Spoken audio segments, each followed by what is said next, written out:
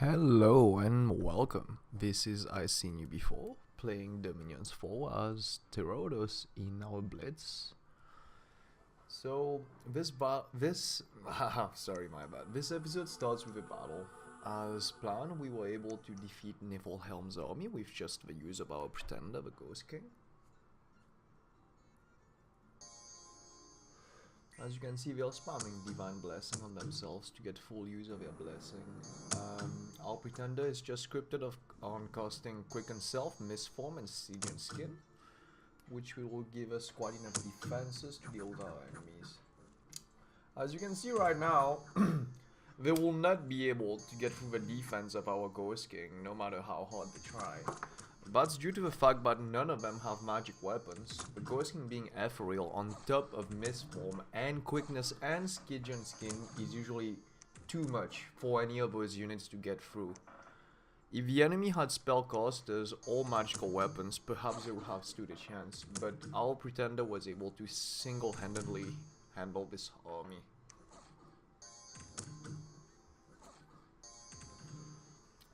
As you can see, Pretender is barely taking any damage, no damage from the banishment. He's kinda hidden behind that first giant, but you can see the little dots of damage coming from him every once in a while. The enemy already routed, at least the human units. What's left are the first giants, which are a bit harder to kill. Our Pretender is just barely receiving any damage once again, and just destroying the enemy. As you can see, despite the Pretender not being able to really kill any unit, he's at a low fatigue right now, and that's a good thing, because the higher fatigue, the more chance you have of receiving a critical blow and first dying. At a defense of 23, with Misform, Ethereal, Stygian Skin, our Pretender pretty much has enough layers of defense to act as a super commander, at least this early in the game.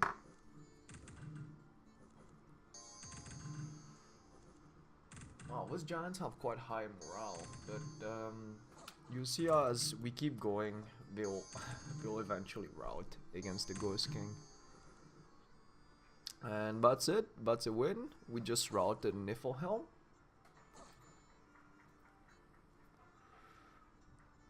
Our Ghost King barely suffered any injuries at all, and pretty much whacked giants with a magical rod until they died.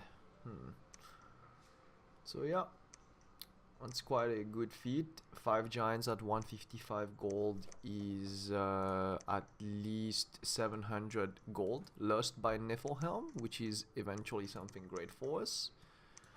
It's always good to keep track of the economic losses of your enemy, so you have a basic idea of how much damage you're inflicting on his army, because as Niffleheim, every giant costs 155 gold to recruit, and it takes some time.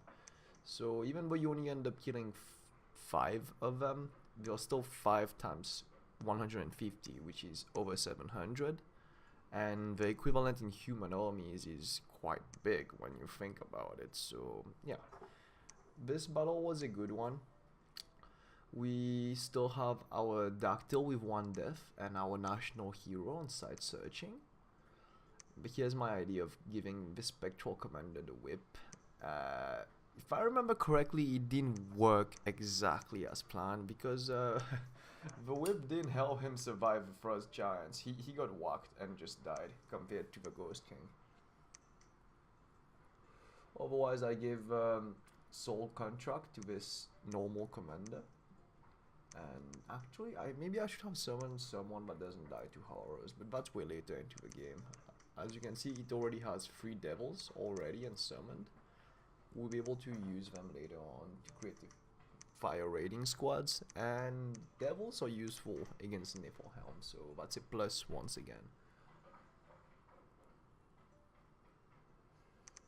One thing that I noticed that changed with the new patch is that the Peltast and the Spectral Archers can actually fire projectiles underwater, and that's really good when you think of it. And that's what I've been doing in the I'm playing a longer game as Therodos. I'm installing quite a bit actually, but That's when I realized that with the patch, Peltos and Spectral Archers, they can use their weapons underwater, and that's quite big.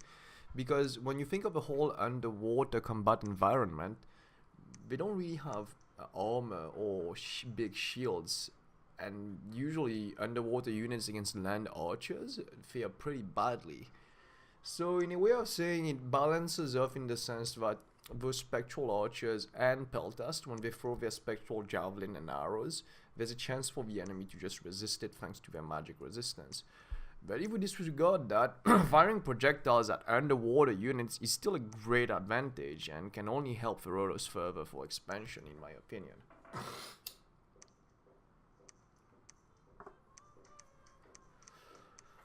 As I played Therodos through a couple of multiplayer games, including this one, I tend to realize that the transition into mid-game is a pretty bad one. Yes, you do end up with quite a lot of magical gems and everything, but you're lacking casters. But that's the big problem. You're lacking casters. Your best spellcasters come from your capital, which is the Dactyl and the Hecatorite, which are both slow to recruit, so you have to pick between them. And let's just say for early age, the mages that you do get from the forts, they aren't that great. It's like playing middle-aged man. Actually, pretty much, it's like playing middle-aged man. The Kyberos, setting their forge bonus aside, their picks are pretty much like you're recruiting Logrian wise men from a province with a laboratory. They end up all the time with low air, fire, low earth, at best earth 2, those are the most useful ones. Otherwise they'll end up with something like earth, air, earth, fire, but still useful, earth, nature, that's for middle-aged man, but for this one it's earth and water. I don't find them really useful. And to be perfectly honest, one of the ideas is to give them earth boots, but giving earth boots to human mages can sometimes be a great risk, because if they die and none of your commanders pick up those boots or they all routed, those earth boots are going straight to the enemy. And if, let's say, the enemy lacked a way of boosting one earth to craft something to counter you, then you technically just give them an earth boot for free. But then again, when you think of it, the Kyberos do have a forge bonus, and the cross paths that they get do help a lot with forging. However, my main issue is that what to do for mid-game. Should you go for a Bane Lord strategy? It will depend on your gems, because if you don't get death gems, you won't be able to craft enough items for those thugs. And one other alternative would be give the Melia items up to some extent. The Melias could work as thugs when you think of it. The ones with earth can cause iron skin. The ones with air can cause misform with the help of a gem.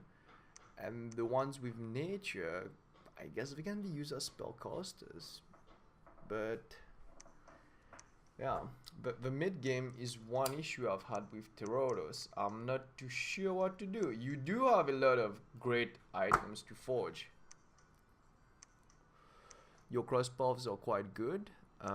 If you boost evocation and alteration, you get access to Molds of the Earth, magma bolts, and Rain of Stones up to some extent. But then again, one of the issue I'm getting is fighting underwater nations. Aside from your troops having an advantage, you don't really know what spellcasters to bring. Every once in a while you get someone who is skilled in water. But yeah, I guess I'm just I need more experience in underwater battles, but still. The Therodos, I can't find what the mid game would be for them. Eventually late game is transitioning into the big level 8 spell, which is I forgot. It summons like one of their pretender gods. I forgot which one. Telkine, yes, summon Telkine. That would be a good end game for them. But the middle game to get to the end game, that's kind of quite hard to figure. With a dwindling income, you could play as early age Ermor. But the thing is, you don't have a great dev income, and to recruit your mages you need gold, so it kind of ends up eating itself away. But I'll keep on reporting as I keep playing Therodos and finding new tricks to do with them. They're still fun, pretty fun, except the nerf towards the sacred units is kinda necessary in my opinion.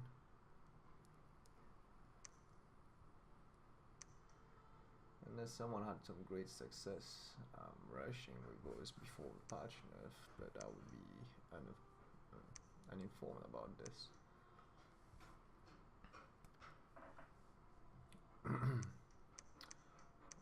I decided to switch to conjuration because one of the alternative is to summon vine ogres and use them as a wall for your spellcasters. That's the only alternative I found at the moment, but that highly depends on my nature gem income and if I was successful or not in finding nature gems.